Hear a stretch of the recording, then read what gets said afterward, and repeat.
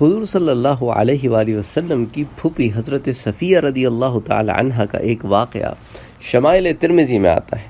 کہ ایک مرتبہ وہ حضرت صلی اللہ علیہ وآلہ وسلم کے پاس آئیں اور عرض کیا کہ حضور میرے لیے دعا فرمائیں،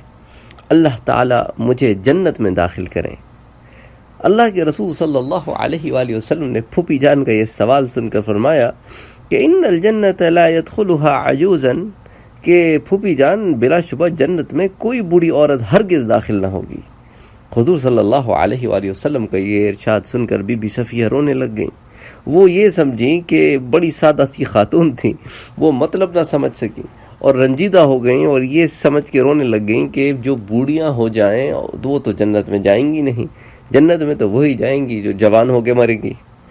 تو اب وہ یہ رونے لگیں اور ان کو بات سمجھ میں نہ آئی اور رنجیدہ ہو کر اٹھ کھڑی ہوئیں۔